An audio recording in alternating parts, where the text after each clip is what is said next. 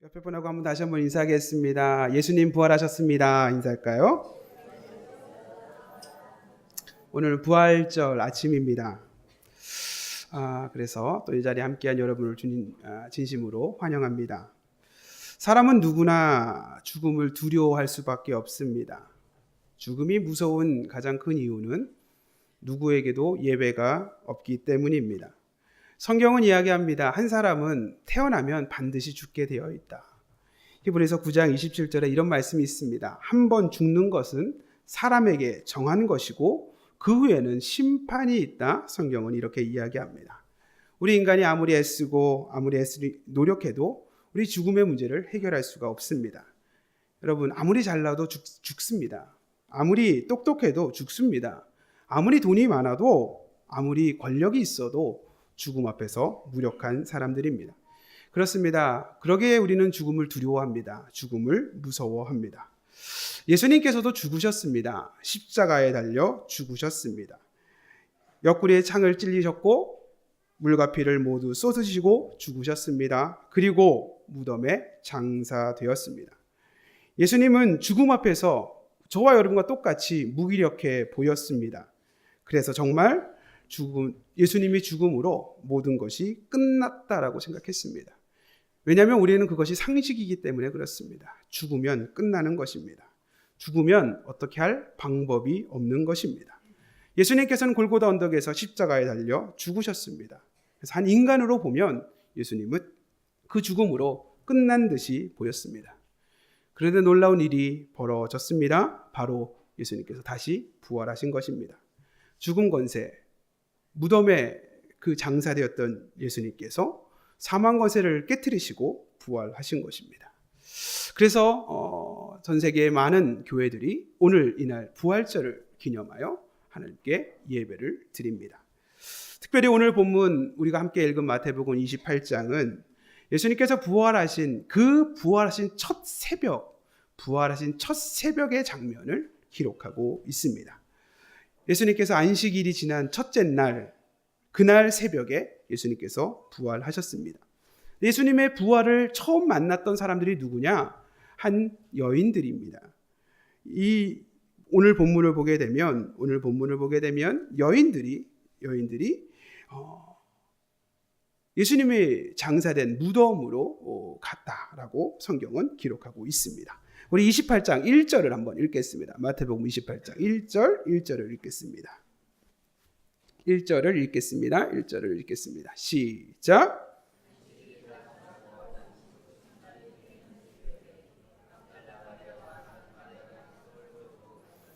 거기에 보면 여인들이 예수님의 무덤을 찾아갔다. 이렇게 이야기하고 있습니다. 이 여인들이 왜 무덤을 찾아갔는가? 예수님이 부활하셨으니까 부활하신 예수님 만나야지. 이런 믿음 때문에 갔는가? 그렇지가 않습니다. 이 여인들도 예수님의 부활을 믿을 수가 없습니다. 아니, 예수님의 부활을 알지도 못했습니다. 그냥 그들은 찾아간 겁니다. 예수님의 무덤을. 왜 예수님의 무덤을 부활을 믿지도 않으면서 예수님의 무덤을 왜 찾아갔을까? 이유를 가만히 살펴보니까 같은 내용을 기록하고 있는 마가복음이라고 하는 성경에 마가복음 16장 1절에 이 여인들이 이 예수님의 무덤을 찾아간 이유가 기록되어 있습니다. 마가복음 16장 1절에 보게 되면 이 여인들이 예수님의 시신에 향품을 바르기 위해서, 그러니까 향기를 나게끔, 몸이 이렇게 시신이 썩으면 냄새가 나기 때문에 그것을 방지하기 위해서 향품을 바르기 위해서 그 새벽에 예수님의 무덤을 찾아갔다. 그렇게 기록하고 있습니다. 그렇습니다. 이 여인들은 예수님이 부활했다라는 걸 알았던 것도 아니고 예수님이 부활하셨다는 걸 믿었던 것도 아닙니다. 그러면 뭐냐? 이 예수님의 몸에 향품을 바르는 목적을 위해서 이 무덤을 찾아갔습니다. 그런데 놀라운 것은 이 두 여인이 예수님의 부활의 첫 증인이 되었다라는 것입니다.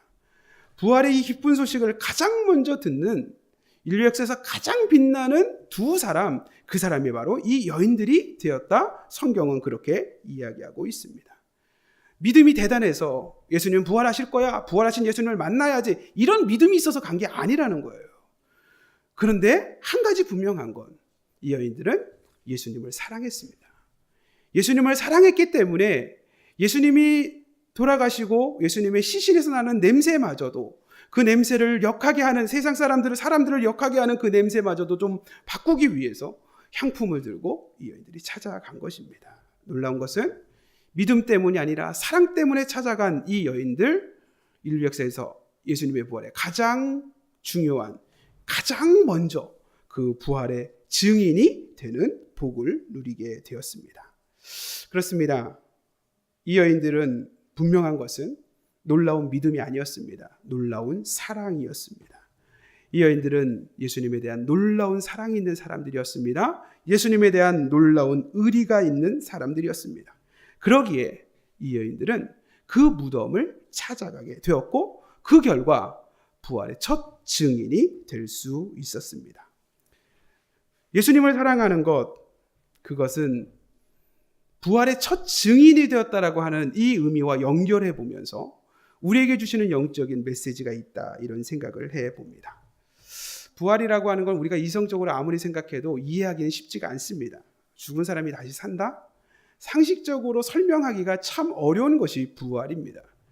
그렇습니다. 우리의 이성과 우리의 상식으로 부활을 어떻게 믿습니까? 어떻게 설명할 수 있습니까? 설명이 되기 때문에 믿을 수도 없고, 설명이 되기 때문에 이해할 수도 없습니다. 그런데 중요한 것은 사랑하면 이해가 됩니다. 사랑하면 믿어지게 됩니다.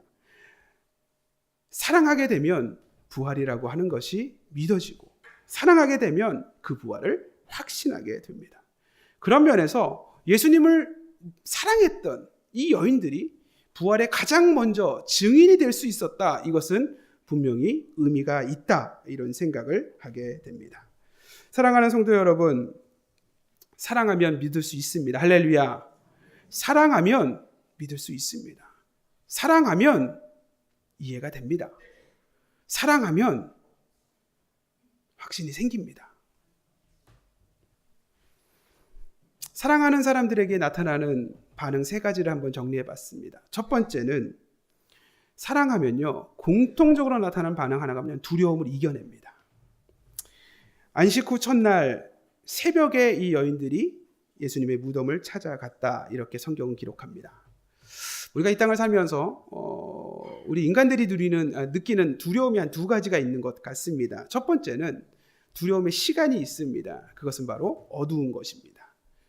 어두운 시간은 어떻게 보면 우리가 좀 걱정이 되고 두려운 것 같습니다. 캄캄한 밤, 캄캄한 심야, 그 시간은 두려움의 시간입니다. 아가서에서 보게 되면, 아가서라고 하는 성경 3장 8절에 보게 되면 밤의 두려움이라고 하는 표현을 합니다. 밤의 두려움. 그렇습니다. 캄캄한 밤은 두렵습니다. 또 많은 사건 사고가 밤 심야 시간에 나타나는 것도 사실입니다. 그렇기 때문에 여기 계신 여자분들이 낮에는 택시 타고 하는 게 그렇게 걱정되지 않지만 심야 시간에, 새벽 시간에 택시를 타고 하는 것 두렵습니다. 왜냐하면 그 시간대가 우리 한국 사람만 두려운 게 아니라 미국에 있는 사람도, 일본에 있는 사람도, 전 세계에 있는 사람도 다 이 어두운 밤에 대한 두려움이 있다는 것입니다. 왜냐하면 밤의 두려움이라고 하는 표현이, 이 성경을 기록하듯이 우리 인생이 그렇습니다. 근데 이 여인들이 캄캄한 새벽에, 캄캄한 밤에, 그 두려움의 시간에 예수님을 찾아갑니다. 두 번째, 우리 인간들이 누리는 두려움이 뭐가 있을까 보니까 두려움의 장소가 있습니다. 우리가 가장 큰 두려움은 죽음이라고 제가 말씀드렸습니다. 죽음이라고 하는 것이 가장 두렵기 때문에 죽음의 장소인 무덤은 우리가 굉장히 두렵습니다. 여러분, 캄캄한 밤에 무덤을 찾아간다? 그것은 두려움의 시간에 두려움의 장소를 찾아가는, 말 그대로 공포의 극한 상황을 우리가 느낄 수 있는 시간이고 느낄 수 있는 장소입니다. 그런데 여인들이 그곳을 찾아갑니다. 어떻게 그게 가능한가? 예수님을 사랑하기 때문이에요. 사랑이라고 하는 것은 두려움을 이겨내는 힘이 거기에 있습니다. 걱정과 염려, 두려움을 이겨내는 힘이 어디에 있는가? 사랑에 있습니다. 할렐루야. 여자들임에도 불구하고 두려움의 시간인 캄캄한 새벽에 두려움의 장소인 무덤을 찾아갑니다. 왜요? 예수님을 사랑했기 때문입니다. 사랑했기 때문입니다. 요한일서 4장 18절에 보게 되면 이런 말씀이 있습니다. 사랑 안에 두려움이 없고 온전한 사랑이 두려움을 내쫓나니 두려움에는 형별이 있음이라 두려워하는 자는 사랑 안에서 온전히 이루지 못하였느니라. 이렇게 이야기합니다. 사랑 안에서 두려움이 없고 온전한 사랑이 두려움을 내어 쫓는다. 사랑이 두려움을 이겨낸다. 이렇게 이야기하고 있습니다. 여러분, 가정 안에 사랑이 있으면 가정의 불편하고 불안한 어떤 미래에 대한 두려움을 이겨낼 수 있습니다. 할렐루야. 여러분의 가정이 사랑이 있는 가정이 되었으면 좋겠습니다. 뿐만 아니라 여러분의 믿음이 사랑으로 풍성한 귀한 종들 되시길 축복합니다. 여러분 걱정하고 염려하는 것, 그 사랑으로 이겨낼 수 있습니다. 주님을 사랑하는 그 사랑으로 이겨낼 수 있습니다. 두 번째, 사랑하면 나타나는 반응이 무엇인가? 인색하지 않습니다. 사랑하면요, 막 퍼져요. 그게 특징이에요. 이 여인들이 예수님의 시신의 발을 향품을 가지고 갔다라고 마가복음은 이야기하고 있습니다. 그런데 당시에 이 시신에 바르는 이 향품은 굉장히 값비싼 것이었습니다. 그래서 이 향품은 당시에 화폐로 통용되어질 정도로 값비싼 가치를 가진 그런 기름이죠. 향품이죠.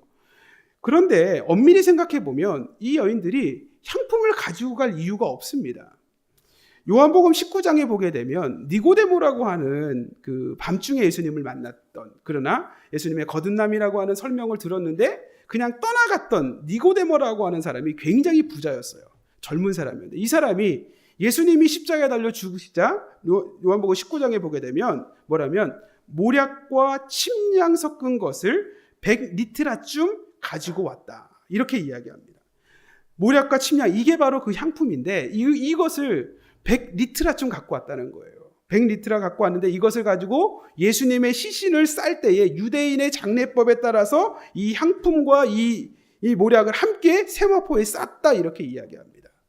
100리트라라고 하는 단위를 우리가 익숙하지 않아요. 근데 개혁 한글 예전에는 100근으로 얘기해서 우리 한국적인 어떤 그 단위로 써가지고 100근 정도 되는구나 이렇게 생각했는데 여기 이제 리트라라고 하는 단위를 썼어요. 리트라라고 하는 것을 보게 되면 파운드 정도 단위라고 이야기합니다. 그러면서 한 리트라가 어느 정도의 가치가 될까? 요한복음 12장에 보게 되면 한 여인이 예수님의 발 앞에 자기의 향유를 이렇게 한 리트라 정도 양이죠. 한 리트라를 부었어요. 그런데 예수님의 제자 가룟 유다가 이야기합니다. 이거 300데나리온 되는 가치인데 왜 그걸 허비하냐? 왜 그것을 들이붓고 버리냐? 이것을 팔아서 가난한 사람들 주면 훨씬 좋았을 텐데 막 화를 내는 장면이 요한복음 12장에 나와요. 근데 이 300데나리온이라고 하는 그 가치는 한 사람의 하루 품삯이 1데나리온이에요. 그럼 300데나리온이면 365일, 그렇게 하면 한 65일 정도는 쉰다고 계산했는데 한 사람의 1년치 연봉이라는 거예요. 1리트라라고 하는 금액이 한 사람의 1년치 연봉입니다. 그래서 제가 생각해 봤어요. 어떤 분들이 하루 나가서 일당을 하루에 10만 원 정도 받는다 그러면 300데나리온이다 그러면은 얼마냐? 3천만 원이에요. 3천만 원. 3천만 원 정도의 그 연봉을 받으시는 분의 그 가치의 그 기름을 이렇게 예수님의 발에 붓는 거 보고 막 화를 내는 거예요. 왜 그걸 허비하냐고 그렇게 막 화를 냈었다는 거예요. 그런데 이 니고데모가 100리트라예요. 100리트라. 그러면은 300데나리온 곱하기 100입니다. 그럼 얼마예요? 예? 그렇죠. 역시 산수를 잘 하시네요. 예. 3천만 원 계산하면, 헨리트라를 3천만 원 계산하면 대략 30억이에요. 30억이나 되는 어마어마한 금액의 어떤 그 향품과 모략을 이미 예수님 시신을 위해서 다 이렇게 한 거예요. 다 장례에 따라서 그걸 다 했다는 거예요. 요한복음 19장에 보게 되면 니고데모가. 그러니까 부자니까 이게 가능했겠죠. 부자니까 이 일을 했을 겁니다. 그런데 어떻게 보면 이 여인들이 향품 그거 가져갈 이유가 없습니다. 이미 어마어마한 향품이 다 거기에 다 발려져 있고 다 있습니다. 그런데 이 여인들은 그들의 향품을 가지고 가는 겁니다. 어떻게 니고데모가 냈던 그 100리트라라고 하는 가치의 그 향품과는 비교가 안 될 정도로 작은 향품일 것입니다. 그러나 이 여인들에게 이거는 모든 거예요. 모든 거예요. 어떻게 보면 얼마나 누가 값비싼 향품을 많이 내고 얼마나 많이 헌금을 하고 얼마나 많은 뭘 했고 물질을 썼고 이것 가지고 교회에서 그런 거 그렇게 그것을 의미를 둘 이유가 없습니다. 이 여인에게 중요한 것은 누가 얼마의 가치를 들였냐가 중요한 게 아니라 얼마나 사랑했느냐의 관계예요. 얼마나 사랑했느냐. 이 여인은 사랑합니다. 주님을 사랑했습니다. 그러니까 계산하지 않습니다. 주님을 사랑하게 되면 아끼지 않습니다. 사랑하면 모든 것을 줍니다. 모든 것을 주는데 아깝게 여기지 않습니다. 가장 가깝게 이해할 수 있는 건 어머니, 아버지의 사랑입니다. 어머니, 아버지가 저와 여러분을 사랑합니다. 그래서 주십니다. 아끼지 않고 주십니다. 계산하지 않고 주십니다. 그렇습니다. 사랑하면 계산하지 않습니다. 사랑하면 아끼지 않습니다. 이 여인은 예수님을 사랑했습니다. 그러기에 예수님 부활의 첫 증인이 될 수 있었습니다. 세 번째, 사랑하면 나타나는 반응, 그것은 사랑하면 사랑을 받게 되어 있습니다. 우리가 드라마에서 원빈이 그랬죠. 사랑 얼마면 돼? 예, 그랬죠. 예, 탁 벽에 손을 대면서 사랑 그거 얼마면 돼? 이렇게 했잖아요. 예. 근데 사랑은요, 사랑받고 사랑에 대한 정당한 반응은 사랑하는 것이에요. 사랑받으면 얼마면 돼? 이게 아니라 사랑받으면 사랑하는 것이 정당한 반응입니다. 물론 요즘은 이제 한도 없는 카드를 주는 게 사랑이라며요. 예. 한도 없는 카드를 탁 넘겨주는 거, 그게 진짜 사랑이라고 얘기하시는 분들이 많이 계시지만, 정당한 방법은 사랑은 사랑으로 반응하는 것입니다. 그렇습니다. 예수님을 사랑한 이 두 여인에게 예수님이 뭐 하셨냐? 사랑하셨어요. 이 두 여인을 사랑하셨어요. 부활하신 예수님께서 제일 먼저 이 두 여인을 만나셨어요. 그리고 하신 말씀이 오늘 본문 마태복음 28장 9절입니다. 마태복음 28장 9절을 읽겠습니다. 9절 한번 읽겠습니다. 마태복음 28장 9절 읽겠습니다. 읽습니다. 시작.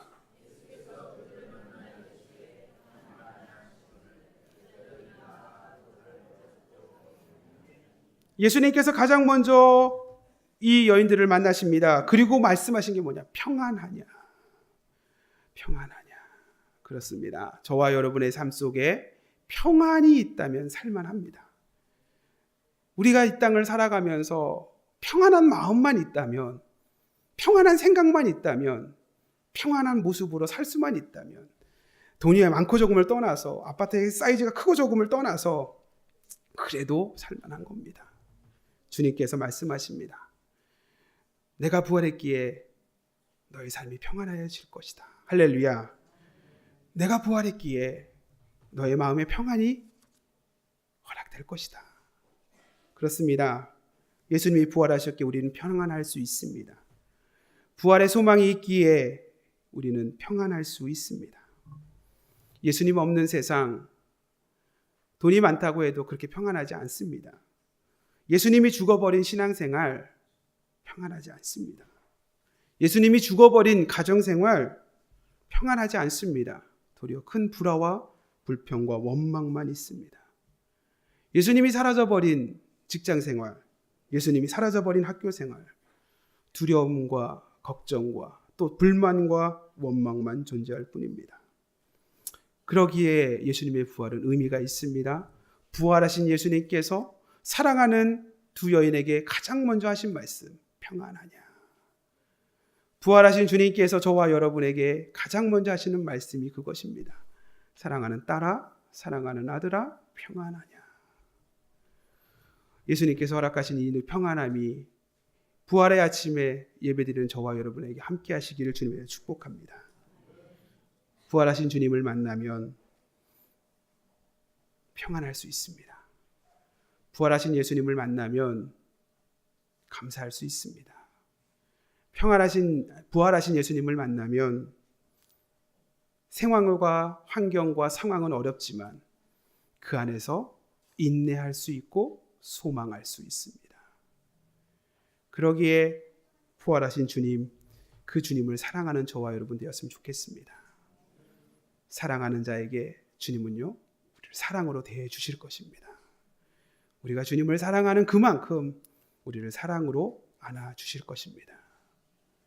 여러분의 가정, 여러분의 삶 속에 부활하신 주님, 그분이 함께 하시기를 축복합니다. 여러분 이 땅을 살아가면서 어쩔 수 없습니다. 내가 노력해도 안 되는 일이 있습니다. 내가 계획해도 안 되는 것이 있습니다. 그게 인생입니다. 그것 때문에 낙심하고, 그것 때문에 좌절하고, 그것 때문에 두려워하고, 그것 때문에 염려하고. 그러나 부활하신 주님, 그 주님을 소망하는 저와 여러분 고백합니다. 주님 부활하셨고 주님 살아계시기에 그래도 감사합니다. 주님 살아계시기에 주님 말씀하신 대로 평안히 살겠습니다. 주님이 주시는 그 평안으로 감사하며 살겠습니다. 저와 여러분이 이 부활의 아침에 주님 사랑하며 그 사랑하는 주님이 주시는 그 평안 누리는 하나님의 사람들 되시기를 축복합니다. 그렇습니다. 주님 부활하신 부활의 아침입니다. 주님께 대한 사랑을 간직하십시다. 주님께 대한 사랑을 고백하십시다. 그러면 이 여인들처럼 주님의 평안을 경험하게 될 것입니다. 주님께서 저와 여러분을 만지시고 저와 여러분의 힘을 주시고 저와 여러분의 소망 주실 줄로 믿습니다. 그 소망 가운데 승리하는 우리들 되게 해달라고 기도했으면 좋겠습니다. 옆에 분하고 한번 인사하겠습니다. 주님 부활하셨습니다. 괜찮습니다. 하게 할까요? 시작. 주님 부활하신 기쁨의 소식 가지고 또 한 주간 또 승리하는 여러분들 되시길 주님을 축복합니다. 우리 시간 찬양하겠습니다. 찬양할 때 우리 찬송가를 좀 할게요.